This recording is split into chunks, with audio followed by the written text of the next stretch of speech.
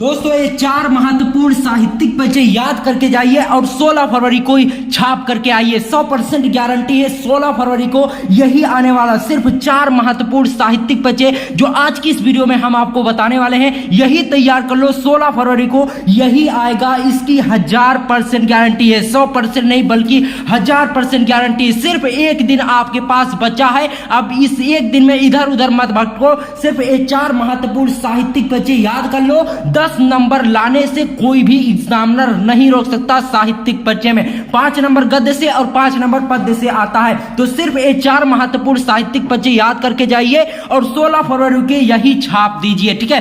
प्रश्नोत्तर संख्या 5 में साहित्यिक पर्चे पूछा जाएगा, आप देख सकते हैं, ठीक है।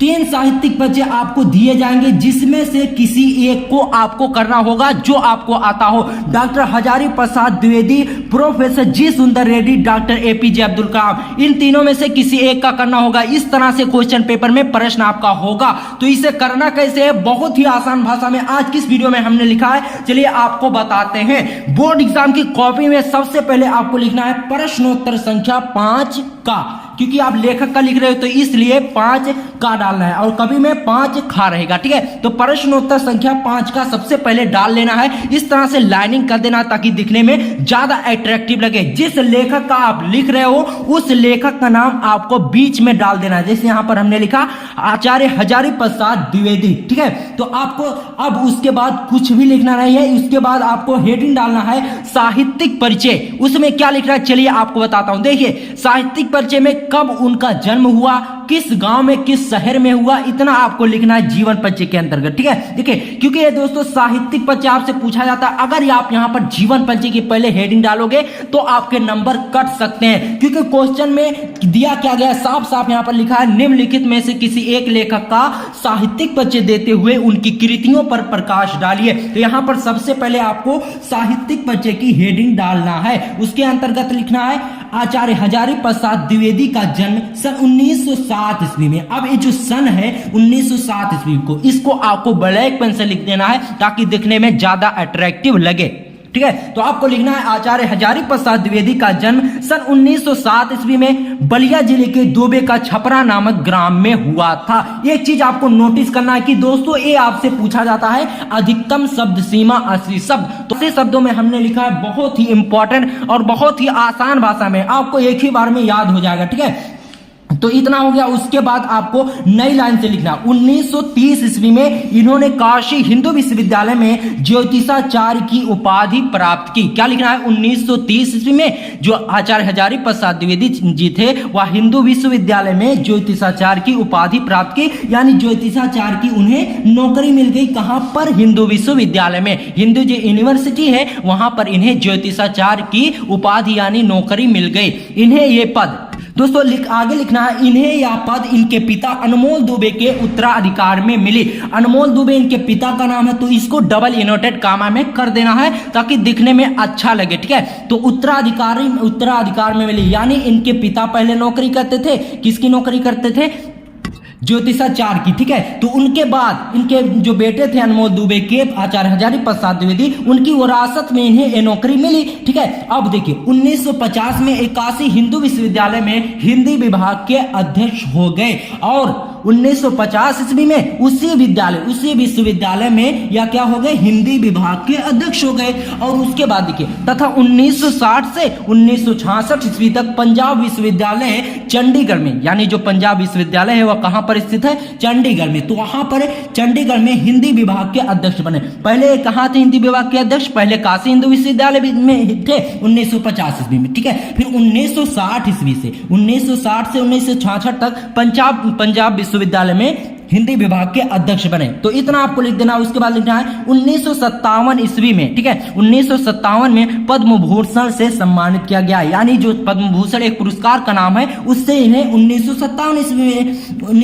ईस्वी में सम्मानित किया गया, ठीक है। अब उतना आप इनका हो गया साहित्यिक परिचय, ठीक है। अब उसके बाद कुछ भी नहीं लिखना है। उसके बाद लिख लेना है 1979 ईस्वी में यह स्वर्ग सिधार गए, यानी इनका 1979 ईस्वी में स्वर्गवास हो गया। दोस्तों इतना इतना आप लिखते हो, इससे आगे लिखने की कोई भी जरूरत नहीं है। उसके बाद सिंपली आपको हेडिंग डाल देना है कृतियां। अब कृतियां में आपको कैसे लिखना है, निबंध संग्रह, उपन्यास, संपादन, इन 3 चीजों को आपको ध्यान में रखना है। इनका निबंध संग्रह के अंतर्गत आता है अशोक के फूल, जो आपके चैप्टर में, आपके बुक में लेसन है अशोक के फूल, इसको आपको लिखना है। कुटज और विचार प्रवाह, ये सब निबंध संग्रह के अंतर्गत लिखना है। उसके बाद उपन्यास हेडिंग डाल देना है। उपन्यास वाले पॉइंट में आपको लिखना है बाणभट्ट की आत्मकथा और पुनर्नवा, ठीक है। संपादन में आपको लिखना है पृथ्वीराज रासो। तो इतना आपका हो गया। उसके बाद हेडिंग डालनी है भाषा शैली, यानी आचार्य हजारी प्रसाद द्विवेदी जी की भाषा क्या थी। भाषा शैली आपको इस तरह से हेडिंग डालना है। उसके बाद लिखना है हजारी प्रसाद द्विवेदी जी की भाषा शुद्ध, परिष्कृत, खड़ी बोली तथा शैली विवेचक और भावात्मक थी। जो आचार्य हजारी प्रसाद द्विवेदी जी की भाषा थी वह शुद्ध थी और परिष्कृत, खड़ी बोली थी तथा इनकी शैली जो थी वह विवेचक और भावात्मक थी। विवेचक यानी बुद्धिमान की तरह ये बोलते थे, ठीक है, ऐसा नहीं ऐसे बोल देते थे। इनकी जो भाषा होती थी वह खड़ी बोली और इनकी जो शैली होती थी विवेचक यानी बुद्धिमत्ता और भावात्मक थी, ठीक है। उसके बाद दोस्तों लास्ट हेडिंग आपको डालना है हिंदी साहित्य में स्थान। अब इसके अंतर्गत आपको लिख देना है थोड़ा सा, द्विवेदी जी हिंदी साहित्य में एक निबंधकार एवं आत्मकथा लेखक के रूप में अमर हैं, ठीक है। इतना अगर आप लिख देते हो तो 5 नंबर लाने से कोई भी एग्जामिनर नहीं रोक सकता। 5 नंबर पूरे फुल आपको मिलने वाले हैं। 80 शब्दों में ये आपसे पूछा जाएगा, 80 शब्दों में ही हमने लिखा है। उसके बाद देखिए सबसे ज्यादा मोस्ट इंपॉर्टेंट आता है वासुदेव शरण अग्रवाल का साहित्यिक परिचय। सबसे पहले इस तरह से आपको प्रश्नोत्तर संख्या लिखना है जैसे हमने बताया। तो आपको अब हेडिंग डालना है साहित्यिक परिचय। इसके अंतर्गत लिखना है वासुदेव शरण अग्रवाल का जन्म सन 1904 ईस्वी में। कब हुआ था? सन 1904 ईस्वी में उत्तर प्रदेश के मेरठ जिले के खेड़ा नामक ग्राम में हुआ था। कहां पर हुआ था वासुदेव शरण अग्रवाल का जन्म? 1904 ईस्वी में उत्तर प्रदेश के मेरठ जिले के खेड़ा नामक ग्राम में हुआ था। उसके बाद इतना आपको लिख देना, ठीक है। जीवन परिचय में कोई भी इससे ज्यादा नहीं लिख रहा। उसके बाद साहित्यिक परिचय शुरू हो जाता है, ठीक है। नई लाइन से आपको लिखना है अग्रवाल जी हिंदी साहित्य में निबंधकार के रूप में प्रसिद्ध हैं, ठीक है। यानी अग्रवाल जी जो थे हिंदी साहित्य में निबंधकार के रूप में मशहूर हैं। इन्होंने कई ग्रंथों का शोधन किया, यानी कई ग्रंथों को शुद्ध किया, जो उसमें त्रुटियां और गलतियां थी उनको शुद्ध किया, ठीक है। जैसे जायसी के पद्मावत की संजीवनी व्याख्या की और बाणभट्ट के हर्षचरित का सांस्कृतिक अध्ययन प्रस्तुत किया। यानी इन्होंने सबसे पहले क्या किया, जायसी का जो पद्मावत लिखा गया है उसकी संजीवनी व्याख्या की, यानी उससे और अच्छे तरीके से बताया और समझाया। और बाणभट्ट के हर्षचरित का सांस्कृतिक अध्ययन प्रस्तुत किया, जिससे हिंदी साहित्य का नाम और आगे बढ़ा। इन्होंने जो रचनाएं दो की, इससे हिंदी साहित्य का नाम और इन्होंने आगे बढ़ाया, ठीक है। उसके बाद आगे लिखना है ना, ये दिल्ली के राष्ट्रीय संग्रहालय के अध्यक्ष भी रहे। वासुदेव शरण अग्रवाल जी जो थे दिल्ली का जो राष्ट्रीय संग्रहालय है उसमें अध्यक्ष भी रहे। उसके बाद आपको कुछ नहीं लिखना, उसके बाद लिख देना है सन 1967 ईस्वी में इनका स्वर्गवास हो गया, ठीक है। उसके बाद आपको हेडिंग डालनी है कृतियां। अब इनकी रचनाएं आपको लिखना है। रचनाएं किस तरह से लिखना है, देखिए निबंध संग्रह आपको हेडिंग डालना है, शोध है, इस तरह से पॉइंट डाल लेना जैसे हमने दिया है, ठीक है। तो उस निबंध संग्रह के अंतर्गत लिखना है पृथ्वी पुत्र, कल्पलता, भारत की एकता, ठीक है। और शोध में लिखना है पाणिनिकालीन भारत। तो इस तरह से आपको लिखना है। ये सब रचनाएं आप याद कर लीजिए, हो सकता है बहुविकल्पीय में ये पूछे जा सकते हो। तो आपको सब कुछ याद करके चलना है ताकि आपके एक क्वेश्चन के बजाय 2 क्वेश्चन तैयार हो जाए, ठीक है। अब अगर इनकी रचनाएं आपको मालूम हो तो 1 नंबर का बहुविकल्पीय भी हो जाएगा, तो 1 तीर से 2 निशाने हो जाएंगे, ठीक है। उसके बाद देखिए भाषा शैली आपको लिखना है। अब भाषा शैली के अंतर्गत इनकी कौन सी भाषा थी और इनकी शैली क्या थी ये आपको लिखना है, ठीक है। तो भाषा शैली के अंतर्गत आपको लिखना है अग्रवाल जी की भाषा शुद्ध, परिष्कृत, खड़ी बोली तथा शैली विचार प्रधान व्याख्यात्मक थी, ठीक है। इतना हो जाएगा इनकी भाषा शैली में। अब लास्ट हेडिंग जो बचती है हिंदी साहित्य में स्थान, इसके अंतर्गत आपको लिखना है अग्रवाल जी हिंदी साहित्य में पांडित्यपूर्ण एवं महान निबंधकार के रूप में प्रसिद्ध हैं। जो अग्रवाल जी हैं वह हिंदी साहित्य में पांडित्यपूर्ण एवं महान निबंधकार के रूप में प्रसिद्ध हैं, ठीक है। तो दोस्तों इतना हो गया वासुदेव शरण अग्रवाल का साहित्यिक परिचय। और हम आपको बताते हैं जयशंकर प्रसाद का और मैथिली शरण गुप्त का साहित्यिक परिचय। जरूर से जरूर ये 4 महत्वपूर्ण साहित्यिक परिचय आएंगे। इसमें से 2 कंफर्म है आना, ठीक है। तो आप लोग जरूर तैयार कर लीजिए इसे। दोस्तों उसके बाद हम आपको बताते हैं जयशंकर प्रसाद का साहित्यिक परिचय कैसे लिखना है। ठीक है, तो जयशंकर प्रसाद का सिंपली आपको इस तरह से हेडिंग डाल देना है। अब आ जाता है एक कवि के अंतर्गत। दो हमने लेखक का बताया, यानी दो प्रश्नोत्तर 5 का हमने बताया। अब प्रश्नोत्तर संख्या 5 खा का बताने जा रहे हैं। ठीक है, तो प्रश्नोत्तर संख्या 5 खा आपको ऊपर डाल देना है, जैसे हमने शुरू में बताया था। ठीक है, अब उसके बाद जयशंकर प्रसाद इसमें लिख देना है। अब उसके बाद लिखना है साहित्यिक परिचय, हेडिंग डालना है। ठीक है, अब साहित्यिक परिचय में आपको लिखना है महाकवि जयशंकर प्रसाद का जन्म सन 1889 ईस्वी को कहां पर हुआ था? काशी वैश्य परिवार में हुआ था, और इनके पिता का नाम जो था देवी प्रसाद साहू था। अब इसमें कुछ ऐसी चीजें आपको लिखना है जो दिखने में अच्छी लगे, जैसे यहां पर सन हो गया, इसको ब्लैक पेन से लिख देना है। इनके पिता का नाम देवी प्रसाद साहू था, इसे डबल इनवर्टेड कामा में कर देना है। तो इस तरह से आपको लिखना है। फिर है, ठीक है, तो इतना हो गया। उसके बाद 9 लाइन से आपको लिखना है जयशंकर प्रसाद आजीवन संघर्ष करते हुए अनेक रचनाओं को जन्म दिए हैं।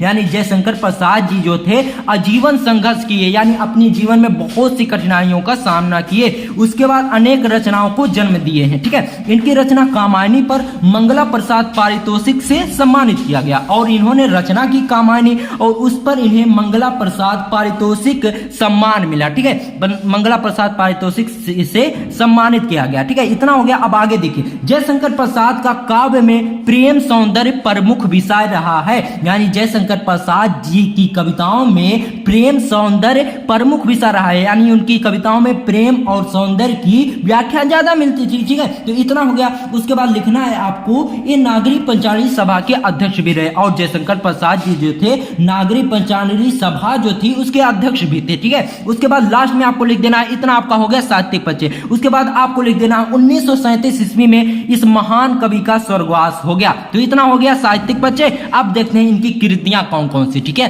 कृतियां आपको हेडिंग डाल देना है इस तरह से, सिंपल सा। ठीक है, उसके बाद नाटक इस तरह से हेडिंग डालना है, और उपन्यास, नाटक में आपको लिखना है चंद्रगुप्त अजात शत्रु, और उपन्यास में लिखना है कंकाल तितली। और भी इनकी रचनाएं थी, लेकिन आप उतना ही लिखो जितना आपसे पूछा जाए। ठीक है, तो 80 शब्द का आपको आपसे पूछा जाता है, 80 शब्दों से ये थोड़ा बहुत एबो भी हो गया होगा। ठीक है, तो दिक्कत कोई बात की नहीं, 5 नंबर आपके इसमें मिलने वाले हैं, कोई भी एग्जामिनर नहीं काटेगा। ठीक है, उसके बाद इनकी रचनाओं में निबंध संग्रह में आपको लिखना है काव्य और कला कामायनी इनकी प्रमुख रचना थी। ठीक है, निबंध संग्रह में आपको लिख देना काव्य और कला, और इनकी जो कामायनी वाली रचना थी ना, ये बहुत अधिक फेमस थी।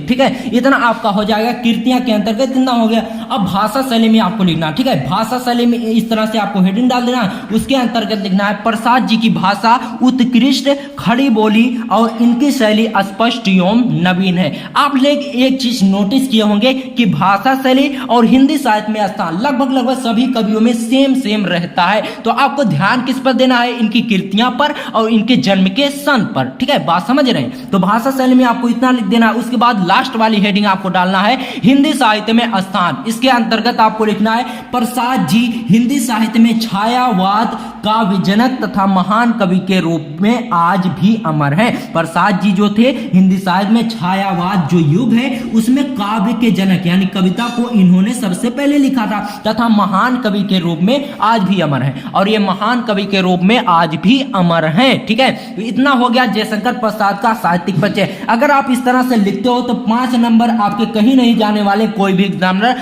आपको 5 में से 4 नंबर नहीं बल्कि 5 में 5 नंबर देगा। ठीक है दोस्तों, उसके बाद हम आपको आखिरी साहित्यिक परिचय बताते हैं मैथिली शरण गुप्त का। ठीक है, मैथिली शरण गुप्त आपको इस तरह से हेडिंग डाल देना है। उसके बाद लिखना है साहित्यिक परिचय, हेडिंग डालना है। ठीक है, अब साहित्यिक परिचय में क्या लिखना है? बहुत ही सिंपल भाषा में हमने लिखा है राष्ट्र कवि मैथिली शरण गुप्त का जन्म झांसी जिले के चिरगांव में। ठीक है, राष्ट्र कवि मैथिली शरण गुप्त यानी मैथिली शरण गुप्त जो थे एक राष्ट्र कवि हैं भारत के। ठीक है, मैथिली शरण गुप्त का जन्म कहां पर हुआ था? झांसी जिले के चिरगांव नामक गांव में हुआ था। कब हुआ था? सन 1886 ईस्वी को।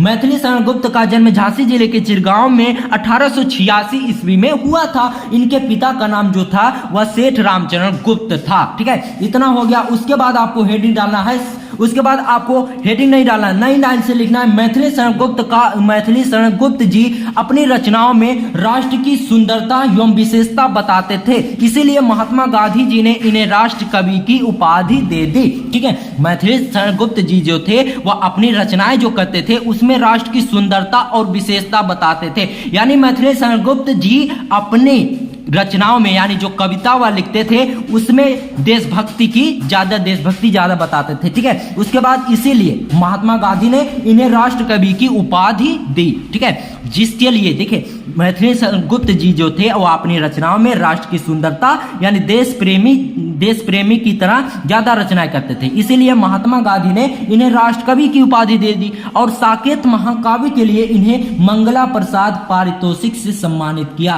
और मंगला प्रसाद जो पारितोषिक सम्मान है, उन्होंने जब साकेत महाकाव्य लिखा तो इन्हें मंगला प्रसाद पारितोषिक वाला सम्मान मिला। ठीक है, मंगला प्रसाद पारितोषिक से सम्मानित किया गया। और भारत सरकार ने इन्हें पद्म भूषण से भी सम्मानित किया। और भारत सरकार ने इन्हें पद्म भूषण जो सम्मान होता है उससे भी सम्मानित किया। ठीक है, उसके बाद आपको हेडिंग डाल देना है कृतियां। अब कृतियां में क्या लिखना वो देख लो। कृतियां में आपको लिखना है मैथिली शरण गुप्त जी प्रमुख कृतियां निम्नवत हैं। यानी मैथिली शरण गुप्त जी ने जो रचनाएं की थी उनकी प्रमुख कृतियां या रचनाएं निम्नवत हैं यानी निम्नलिखित हैं। ठीक है, उसमें सबसे ज्यादा इंपॉर्टेंट हो जाएगा भारत भारती। ठीक है, सबसे ज्यादा इंपॉर्टेंट है। उसके बाद आपको लिखना है साकेत, काबा और करबला, उसके बाद पंचवटी और यशोधरा। ये सब जो रचनाएं हैं ये मैथिली शरण गुप्त जी की हैं, तो इतना इनकी कृतियों में लिख देना है। उसके बाद आगे लिखना। ठीक है दोस्तों, कृतियां में सिर्फ इतना आपको लिख देना। उसके बाद भाषा शैली आपको हेडिंग डालना है। भाषा शैली में क्या लिखना है चलिए हम आपको बताते हैं। ठीक है, भाषा शैली सिर्फ इस तरह से आपको सिंपली हेडिंग डाल देना है। उसके अंतर्गत आपको लिखना है मैथिली शरण गुप्त जी की भाषा सरल सुबोध एवं परिष्कृत खड़ी बोली है। ठीक है, तो इतना इनका हो जाएगा भाषा शैली में। ठीक है, उसके बाद हिंदी साहित्य में स्थान। हिंदी साहित्य में स्थान आपको लिखना है मैथिली शरण गुप्त भारत के राष्ट्रकवि एवं हिंदी साहित्य में अनमोल रतन है। जो मैथिली शरण गुप्त जी हैं वह भारत के राष्ट्रकवि भी हैं और हिंदी साहित्य में इनका एक अनमोल स्थान है, यानी ये हिंदी साहित्य के एक अनमोल रतन है। ठीक है दोस्तों, ये 4 महत्वपूर्ण साहित्यिक परिचय जो आज की इस वीडियो में हमने आपको बताया है 100% नहीं बल्कि 1000% चांसेस हैं इनकी कल 16 फरवरी को आने के। तो मैं गारंटी लेता हूं कि 16 फरवरी को ये 4 महत्वपूर्ण साहित्यिक परिचय जरूर से जरूर आने वाले हैं। तो इनको आप आज रात जरूर तैयार कर लेना और कल सुबह से आपको बहुत सी इंपॉर्टेंट जितने भी इंपॉर्टेंट वीडियो हैं सब कुछ आपको कल दिन भर की वीडियो में प्रोवाइड कर दिया जाएगा। तो जुड़े रहना साकिब क्लासेस चैनल से। साकिब क्लासेस को अगर आपने अभी तक सब्सक्राइब नहीं किया तो अभी सब्सक्राइब करिए, क्योंकि अब आपकी तैयारी बहुत ही जबरदस्त 2 दिनों में हम कराने वाले। एक ही दिन में सब कुछ आपको पढ़ा दिया जाएगा बहुत ही अच्छे तरीके से। तो आपने अभी तक अगर हमारे चैनल को सब्सक्राइब नहीं किया तो अभी सब्सक्राइब करें और अपने दोस्तों में जो कमजोर छात्र हैं उनको जरूर ये वीडियो थमा देना। ठीक है, तो मिलते हैं आपसे किसी और धमाकेदार वीडियो में, तब तक के लिए गुड बाय, जय हिंद जय भारत।